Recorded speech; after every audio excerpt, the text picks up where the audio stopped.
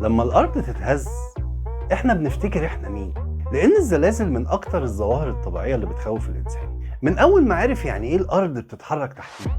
بس الزلازل مش بس خوف، دي كمان مليانة ألغاز وأساطير وقصص نجاة وتاريخ بيشهد إن إحنا بنسأل دايما نفس السؤال: ليه؟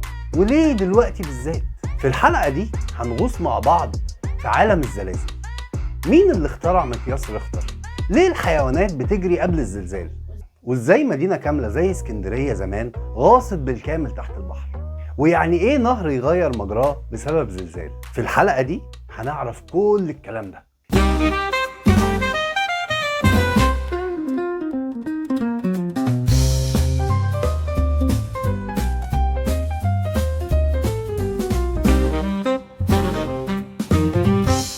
ريختر مش بس رقم، مقياس ريختر اللي بنسمعه كل يوم في نشرة الأخبار لما تحصل هزة أرضية. بس مين هو ريختر ده؟ تشارلز ريختر عالم أمريكي قرر سنة 1935 إن لازم يكون في مقياس حقيقي يعبر عن قوة الزلزال، ومش بس مكانه. وساعده في كده عالم تاني اسمه بينو جوتنبرج، وطلعوا لنا المقياس اللي بنستخدمه لحد النهارده. والمفاجأة إن المقياس ده لوغاريتمي، يعني الزلزال اللي قوته 7 مش أقوى من 6 بدرجة واحدة بس، لأ ده أقوى ب10 مرات. والمفاجأة التانية إن ريختر نفسه كان بيكره الشهرة ورفض يطلع في برامج أو لقاءات. كان شايف إن العلم مش محتاج كشافات. كتير بنسمع قصص غريبة عن حيوانات بتجري قبل الزلزال، تعابين بتسيب جحورها قبل حدوث الزلزال بأيام، كلاب وقطط بتنبح وتجري وتستخبى، أو فيلة بتسيب الغابة وتطلع فوق في الجبل. ليه؟ العلماء بيعتقدوا إن الحيوانات دي بتحس بتغييرات كهرومغناطيسية أو غازات بتطلع من باطن الأرض، أو حتى اهتزازات بسيطة إحنا مستحيل نحسها. رحلة البنى من الطين للخرسانة، هل إحنا بقينا أقوى دلوقتي؟ زمان الزلزال كان ممكن يمحي مدينة بالكامل. ليه؟ عشان البيوت كانت بتتبنى من الطين والطوب. بس الحضارات القديمة زي الرومان اخترعوا الأسمنت البركاني المقاوم. عندنا ناطحات سحاب ممكن تتحرك بعد الزلزال. وفي اليابان المباني فيها أنظمة امتصاص الصدمات تخلي البناية ممكن تتمايل لكن ما تقعش. ولكن برغم كده مدن زي اسطنبول وطهران معرضة لخطر كبير دلوقتي بسبب كثافتها السكانية العالية وضعف المباني القديمة.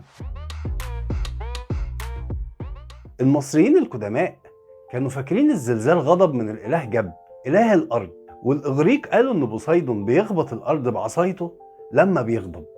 وحضارة المايا كانت فاكرة إن الحياة على كوكب الأرض عبارة عن ظهر سلحفة كبيرة، ولما تتحرك السلحفة إحنا بنتهز. الصينيين اخترعوا جهاز عجيب كده فيه تنانين وكور بتطلع بره لما يحصل زلزال. في مصر احنا مش على حزام زلزالي نشط زي اليابان، الحمد لله طبعا، لكن مر علينا زلازل مهمة. في زلزال اسكندرية سنة 365 ميلاديا تسونامي غرق المدينة بالكامل، ولحد النهاردة بنكتشف معابد مدفونة تحت البحر. وزلزال 1955 لما ضرب سواحل اسكندرية مات فيه 18 شخص. وزلزال 92 في القاهرة مات فيه أكتر من 500 شخص، وفعلا كانت لحظة فارقة. طيب دلوقتي ليه بيحصل الزلزال؟ الزلازل بتحصل علشان القشرة الأرضية بتتحرك، وده بسبب حركة الصفائح الأرضية. الأرض متقسمة لحتت كبيرة زي قطع البازل وبتتحرك، فلو حصل تصادم أو انزلاق بينهم بيتسبب في زلزال. أكتر الزلازل الكبيرة اللي بتحصل ما بين القطع دي، وممكن برضو تحصل من البراكين لما البركان يثور. وساعات كمان بتحصل من أعمال البشر زي الحفر العميقة أو التفجيرات في بعض المناجم. وبرضو ممكن يحصل الزلزال من صدع أو شرخ في جبل ما، أو لما الصخور تتزحلق على بعضها داخل الشقوق الأرضية. طيب قبل ما الزلزال يحصل المفروض نكون مهيئين نفسنا. ثبت الأساس التقيل في الحيطة علشان ما يقعش. خلي دايما الإزاز والحاجات القابلة للكسر في أماكن منخفضة. وأهم حاجة يعرف فين محبس الغاز والكهرباء في البيت. ولازم يبقى عندك دايما خطة طوارئ وحاول تجهز مكان آمن لو حصل الزلزال تستخبى تحتيه، زي ترابيزة كبيرة قوية أو حاجة تحميك من إن الحيطة لما تقع عليك تصيبك. درب عيلتك على نظام انبطح وتغطى وتمسك. جهز دايما شنطة طوارئ فيها مية وأكل وأدوية وحاجات للطوارئ. إزاي بقى تتصرف وقت الزلزال؟ لو أنت جوه البيت ما تخرجش بسرعة، لأن الإزاز والحاجات المتساقطة من فوق ممكن تقع عليك تموتك. استخبى تحت الترابيزة اللي قلنا عليها وغطي دايما راسك. ابعد عن الشبابيك والمرايات والحاجات التقيلة. ولو الزلزال حصل وانت بره البيت، ابعد دايما عن العمارات وأعمدة الكهرباء. حاول تنزل على الأرض وتغطي راسك بسرعة.